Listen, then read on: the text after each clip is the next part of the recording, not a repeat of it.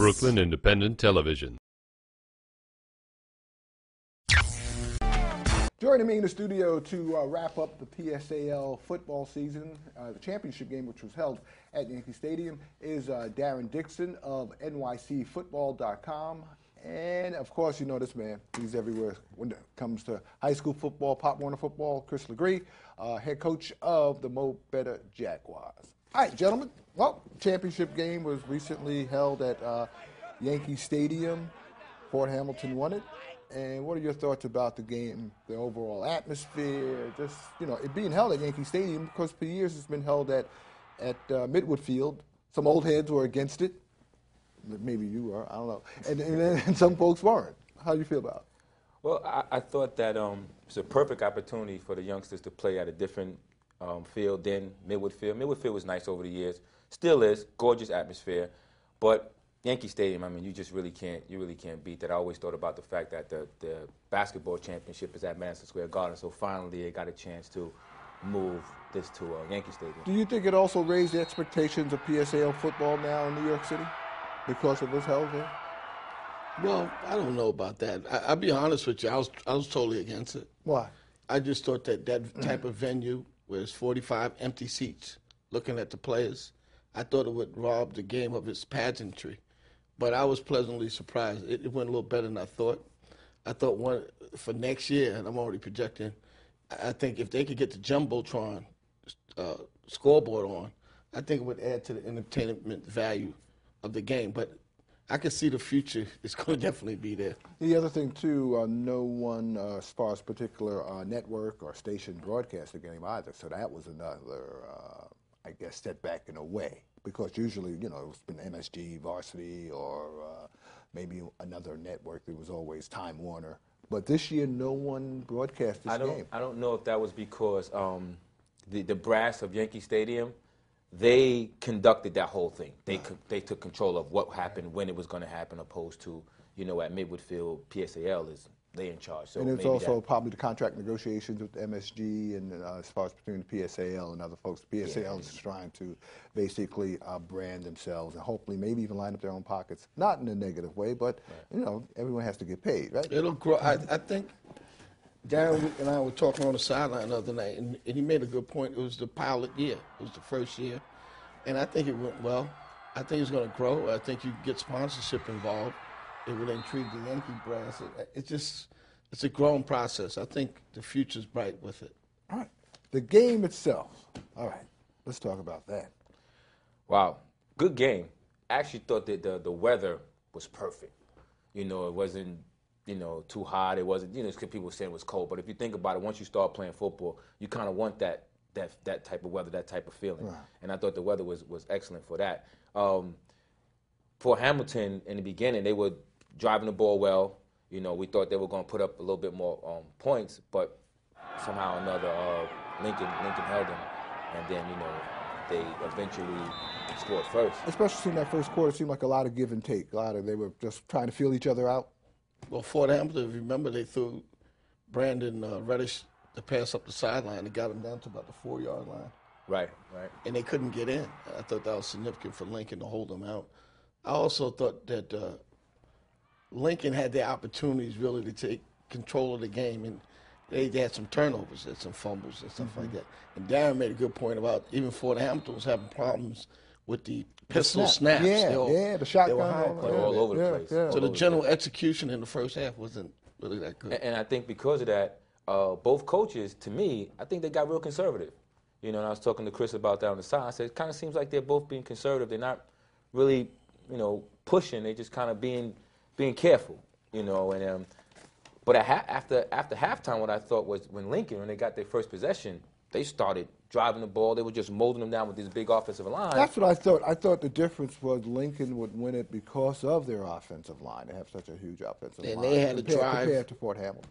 They had the second half drive that you referred to, where they started moving the ball, and they stymied. And Darren said to me, if they can drive this thing in now, that would really be significant.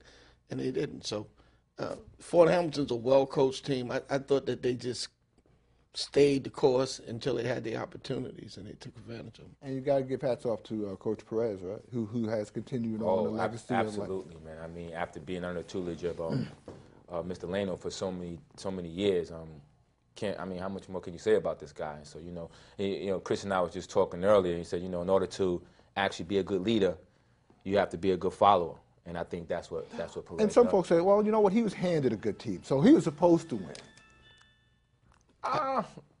But then again, you could be handed a car keys to a car, right?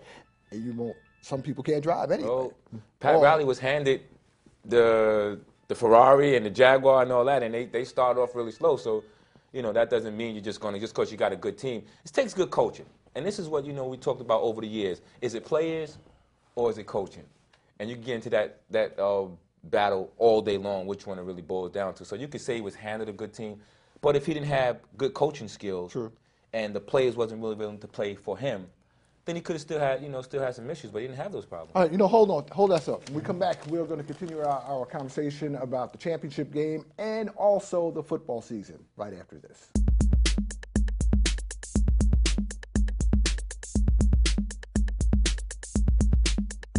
Welcome back. In case you heard that music in the background as we were wrapping up, that was the camera person's cell phone. So we got him to turn that off. And thanks. All right, so we're back. And joining me is Darren Dixon of NYCFootball.com and Chris Legree of the Mo Better Jaguars. Our last segment, we were talking about Coach Perez in his first year, also his first championship also as a coach. That has to be a major plus. Well, first I want to say congratulations to him. He's a gentleman. I happen to know him. And his history is interesting. He's a kid that played there. He's been under, Vinny, who taught him the right way. And it reminds me of an old expression in football. They say it's a copycat business. You just got to copy the right cat. And he had the right cat to copy. And he has a bright future.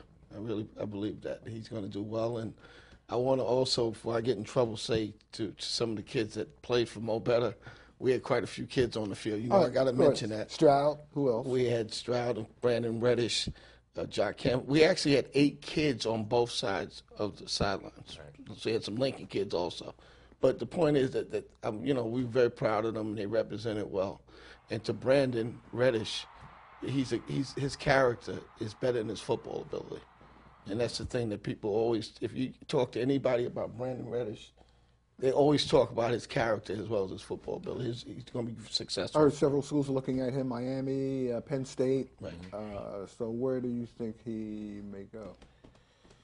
You're not going to get me to predict anything, but if I was a betting man, I would think that Penn State is definitely a school that's going to be considered heavily by him. What I would hope is that his parents take the time out to really look at whatever situation there is and try to pick the right situation for their child. And you can't take anything also away from the rail splitters, the way they played Andrew Patel, those kids. They really, Shaq Williams, they really played their hearts out also. To go undefeated up until the championship game, that's major too. To finish number one. They actually finished number one. Before Hamilton knocked off Tottenville, which was the 3 seed, And I looked at that Lincoln team to be very interesting because I'm not sure. I think it might have been 2007 around that time. They graduated like 20-something seniors. And I looked at the team that they have now over the course of the years, and I said, wow, this team is going to be really good. And then they, spent some money, got their field. Really, really nice. Really, really gorgeous facility over there. And, they came back this year, and they just put everything together. Huge offensive line. I think this also has to be the year of the offensive lineman to me because Campus Magnet, Lincoln, Beach Channel, which should have been a 5 instead of a 3. They all had huge offensive lines and defensive lines. I want to say congratulations to Sean also because his team represented well. But I want to sound a little critical, but one of the things that we have to improve is quarterback play. And what I mean by that, when your quarterback is limited, whether it's throwing the football or doing various things that quarterbacks need to do, it limits your ability to do things. Somebody I think it was you said something significant during the game. If Lincoln gets behind too much, they're not built to catch up. What do you mean by that is you have to be able to have explosive plays. Send somebody deep. Send someone deep. The forward pass it's an old thing, Right. but it's a significant thing in football today. So you feel that's lacking in New York City? Yes, I high school think we football need as far as quarterback schools. Yeah, big time. Quarterback camps? Big time. Because we have offensive lines, we do defensive lines, we do DBs, but quarterbacks, especially maybe at the Catholic high school level, it's a little bit more. Well, it's coaching again, it's teaching. My little son right now is in Florida, and I got to give him a little shout out. He's a Harlem Jet, and they play in the AYF championships. And I spoke to him on the phone yesterday. They played against Texas. And even at his age, at 10, he was talking about the offensive line. He really didn't have enough time to function in terms of setting up and throwing the ball properly. But we need quarterback schools. And quarterbacking is interesting because it's just like riding a bike. Well, you can't have, everybody can't coach the quarterback. You know, it's like, you ever watch a guy throw a ball and like 6 people around him? Everybody's telling him how to throw the Right. It's a little more than that. So you got to make sure you get the right teachers. And with that being said, I mean, if we could get that type of quarterback school, who'd be better off to run that other than Chris Legree? I'm not promoting this guy. I mean, you know, but I'm telling you, I'm coached under him. Right. And we talked about Perez and Leno, and we talked about learning to, you know, follow so that you can lead well. And coaching under him, he gave me the opportunity to work with a lot of youngsters in the community.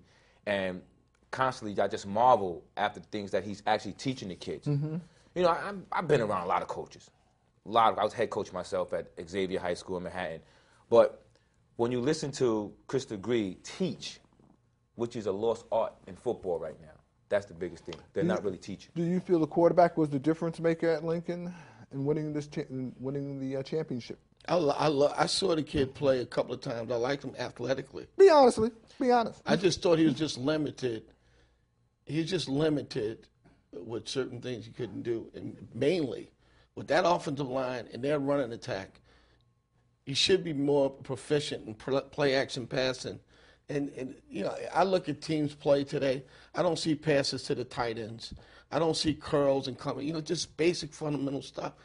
I hate to use this analogy, but if you look at the New England Patriots, as good as they are, they don't really do anything so fancy. They just do basic fundamental things. Well, was the quarterback play big?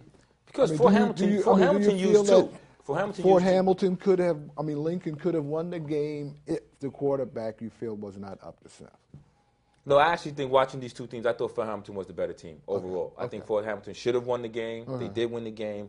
I think they should have took advantage of some things that was out there, some quarterback, wide receiver play. They was attacking one side of the field, and I think Coach was bringing up. We stay on the field, and, you know, being coaches, you know, we're going to analyze it. So there was a couple of things they could have done if the quarterback play was, you know, more up to snuff. But all right, we got to close out this segment. We'll come back. We'll continue our conversation about the football season 2010 right after this. Become a fan on Facebook. Like Brooklyn Independent Television.